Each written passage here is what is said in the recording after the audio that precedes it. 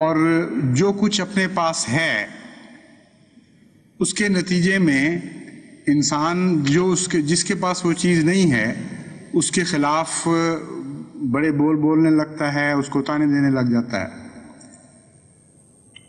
اور جو باتیں انسان کے پاس نہیں ہوں ان میں کسی قدر انکسار دکھاتا ہے۔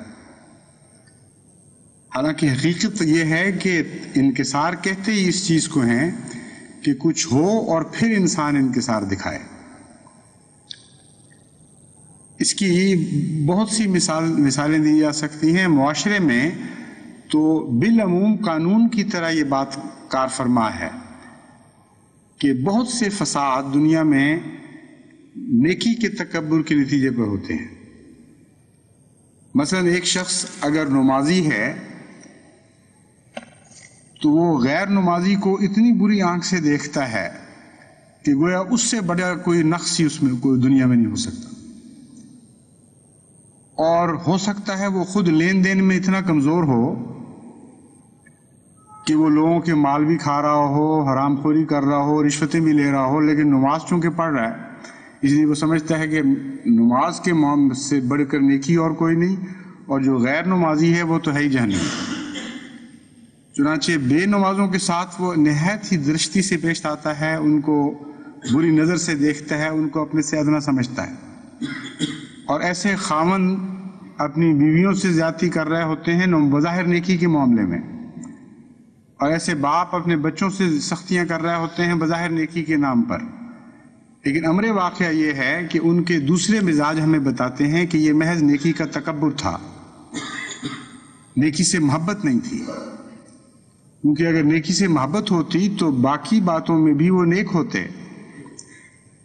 اپنا نقص جہاں ہے وہاں انسان نرمی دکھا لیتا ہے۔ ایک آدمی لین دین کے معاملے میں بالکل صاف ہے، وہ بڑے زور زور سے حملے کرتا ہے دوسرے انسان پر، لیکن دوسری بدیاں اس میں موجود ہیں، ان سے وہ چشم پوشی کر لیتا ہے۔ غرضی کہ ہر جگہ نیکی کا تکبر دنیا میں بہت سے فسادات پھیلانے کا موجب بن جاتا ہے۔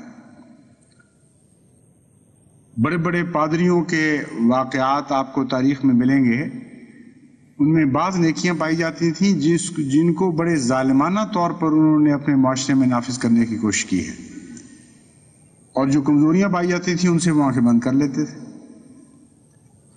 حقیقت یہ ہے کہ حضرت صلی اللہ علیہ وآلہ وسلم کے اسوے پر غور کرنے سے پتہ چلتا ہے کہ انکسار ہے ہی یہی کہ کوئی چیز موجود ہو اور پھر انسان اپنے آپ کو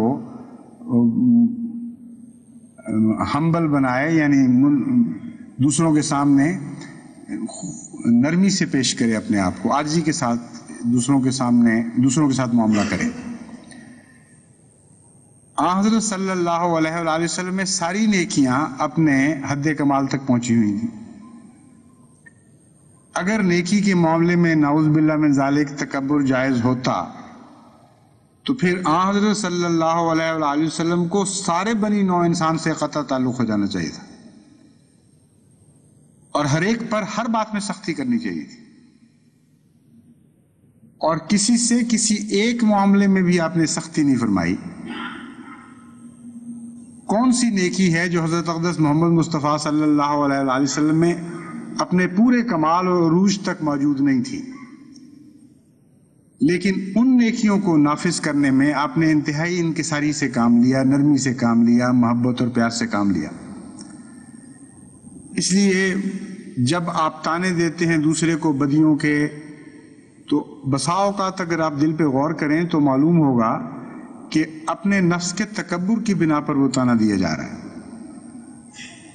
اس لیے نیکیاں نافذ کرنے کے لیے انکساری ضروری ہے۔ جو نمازی ہے وہ محبت اور انکسار کے ساتھ نماز کو رائج کرنے کی کوشش کرے، دوسرے کو اپنے سے ادنا اور ذلیل نہ سمجھے۔ جو راست گو ہے وہ سچائی کو انکساری کے ساتھ رائج کرنے کی کوشش کرے۔ جو معاملات کا صاف ہے وہ معاملات کے معاملے میں انصاف اور تقوی کی تعلیم انکساری کے ساتھ دے، اور تان آمیزی کا طریق اختیار نہ کرے۔ گھروں میں بھی بہت سی لڑائیاں اسی بنا پر ہوتی ہیں. ایک خاوند میں ایک خوبی ہے جو اس کی اور بیوی میں نہیں ہے، وہ اس خوبی کے اوپر اتنا اپنا سر اونچا کر لیتا ہے کہ ادنا سی بھی کمزوری اس میں برداشت نہیں کر سکتا، اور جو برائیاں اس میں ہیں وہ اس کو نظر ہی نہیں آ رہی ہوتی، اور ان معاملات میں پھر وہ نرمی بھی کرنے پر مجبور ہو جاتا ہے. برائیاں تو اس لیے راسخ ہو جاتی ہیں گھر میں کہ وہ چونکہ خود برائیوں میں مبتلا ہے ان کو دور نہیں کر سکتا. نیکیاں اس لیے راسخ نہیں ہوتی کہ نیکیاں راسخ کرنے کا طریق متکبرانہ ہوتا ہے اور اس سے رد عمل پیدا ہوتا ہے. میں نے کئی گھروں میں دیکھا ہے کہ جن کے بچے بالکل برعکس تصویر بنا رہے ہوتے ہیں. ایک باپ ہے جو سچ کے معاملے میں سختی کر رہا ہے، بچے جھوٹے بن رہے ہیں. ایک باپ ہے جو نمازوں کے معاملے میں سختی کر رہا ہے، بچے بے نمازی ہو رہے ہیں. ایک ماں ہے جو پردے کے معاملے میں سختی کرتی ہے تو بیٹیاں بے پرد بن رہی ہوتی ہیں. یہ الٹ تصویریں کیوں بن رہی ہوتی ہیں؟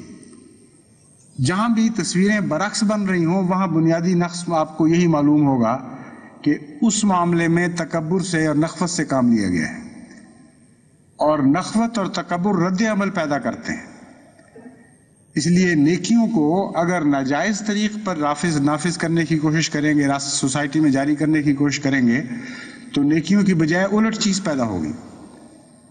اسی لیے قرآن کریم نے فرمایا وَتَوَاصَوْا بِالْحَقِّ وَتَوَاصَوْا بِالصَّبْرِ،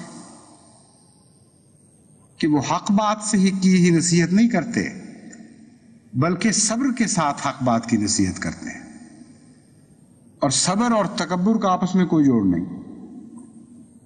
صبر تو اپنے دل پر دکھ لے کر پھر نیکی کو جاری کرنے کا نام ہے.